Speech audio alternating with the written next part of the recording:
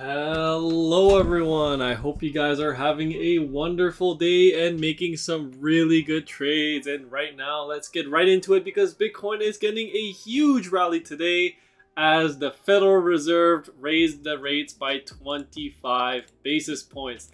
Now let me just get right into the big news event because right now the reason Bitcoin is pumping to 29,000, we actually reached 29,200 not too long ago, but the reason is because Pac West Bancorp is looking for a buyer. This bank is another regional bank is failing right now, down more than 52% in the after hours, and it was already down another 46 from a couple of days ago, I think. It reported earnings and then it collapsed 40% down and then another 52% towards the downside. Absolutely crazy. Now the reason these banks are failing is because high interest rates. It's no other reason. It's not because they don't have enough regulation. The rates are too high and they are taking massive losses on their bond portfolios and people are withdrawing their money. It is a run on the banks, and if you have money in some of these regional banks, I urge you to withdraw them.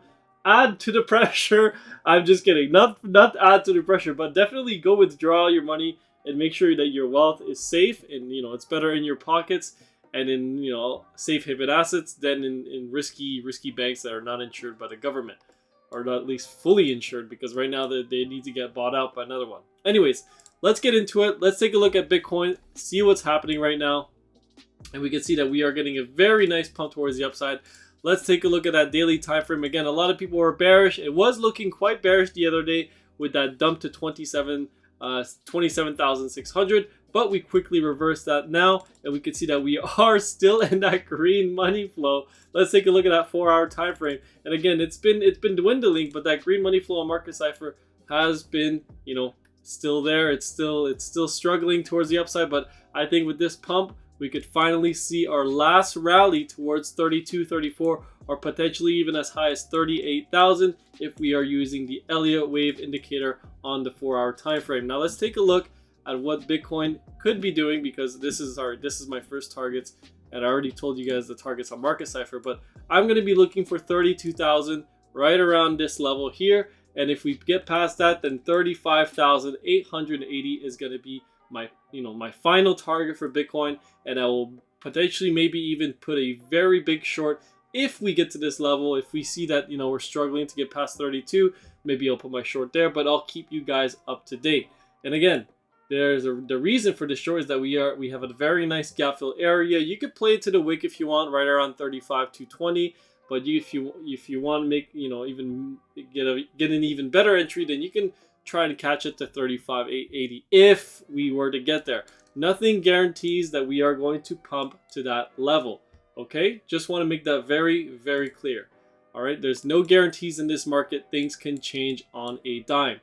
It doesn't even mean that we are gonna take out these highs here. If the markets start crashing tomorrow, it's very possible Bitcoin could take a very big dump towards the downside as well. Let's take a look at that 4-hour time frame here on Wave Edge. We see we got another beautiful green cross on the 4-hour time frame here, and we got a nice little pump since then. Let's take a look at the daily time frame. Nothing to see there. Anything on the weekly? Nothing to see there. Now something very interesting that I want to show you guys, which actually we do have a red cross on the weekly on Bitcoin, so that's not too great. But something that I want to show you guys is, let's take a look at the SPY, right? The SPY, the S&P 500 ETF, has a red cross right here on the weekly time frame. This very well could mean that we may see our next leg down in the markets. We may not even go higher to my 4250 target, and this might be it. And it's very possible that we could see, the drop could be starting. There's a lot of bad news coming out right now, but tomorrow's Apple earnings, and then we still have unemployment claims tomorrow, and then the unemployment rate and the non-farm payrolls on Friday. So there's still a lot of news to come out. But what I want to show you guys is something I saw on another YouTube channel, which is actually a member that shared it to me. I think it was I forget the name of the YouTube channel, but I'll just explain it very quickly to you guys. Is that basically he was looking at past bear markets and past cycles, and he was drawing the channel from the bottom 2 wicks all the way to the top. right? So he was going back. Let's just take an example here. Let's go back to, what is this, 2008? Yeah, the '08 crisis. No problem. We'll just draw the channel that he was drawing.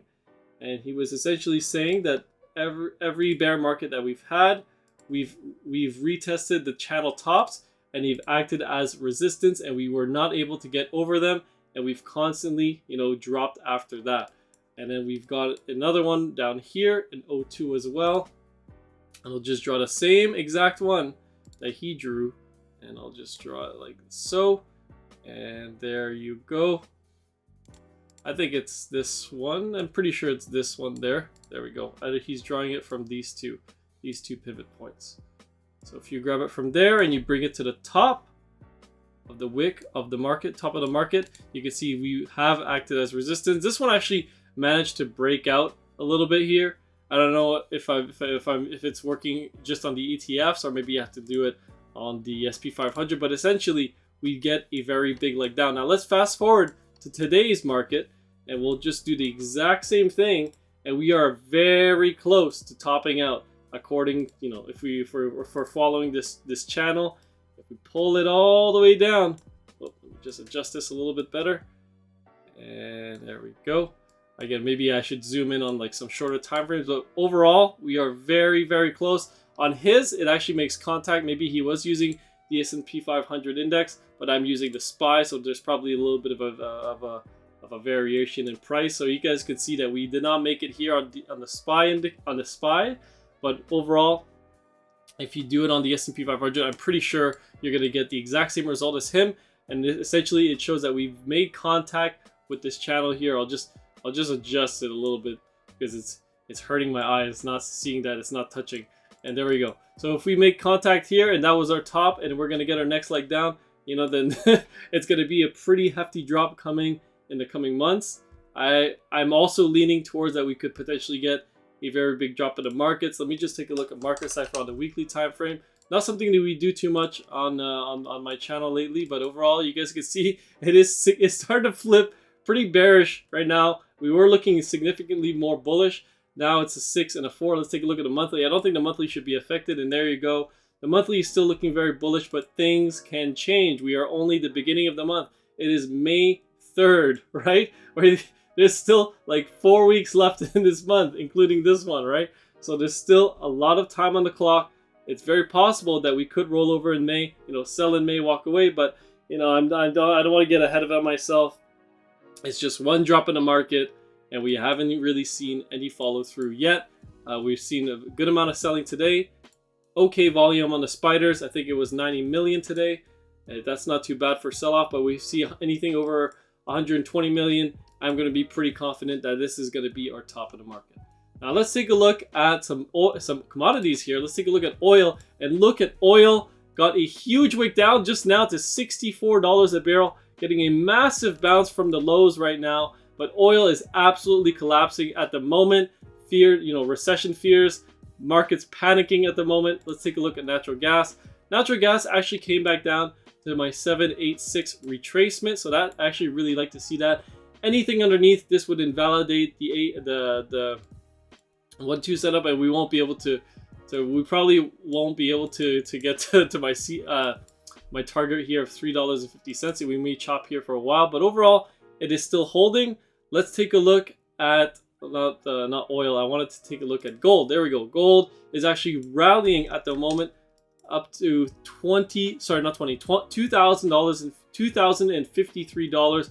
Almost reaching its all-time high of I keep saying 20,000. It's $2,075 for gold. If we were able to get to that level, I would definitely get into a short position on it. I would be very confident actually getting into a short on gold if we were to reach this target. And it's very possible that we might even wick above and then get a big rejection down. Silver, again, silver is getting overbought as well. I still think silver and gold need a pullback, although right now it is a fear-based trade. A lot of people are fleeing to gold and panicking because the markets are collapsing. The regional banks are collapsing, not the markets. But I mean, the markets could very well collapse as well. So right now, Bitcoin still at 29,032. Let's see how the day closes. And actually, we just closed on the daily, so let's take a look at the daily time frame for Bitcoin, we just printed a new daily candle. So I guess my video is that long today, and we managed to print a new daily candle in it. And there we go. So we had a 0 and a 7. Now we have a 15 and a -5, a green dot on market cipher B. Things are looking quite good. A new 4-hour candle. However, we got a reversal triangle here, but you got a good amount of green money flow. So I'm pretty confident that we may see some follow through in this rally. But again, we'll have to follow up on that and see where it takes us in the morning.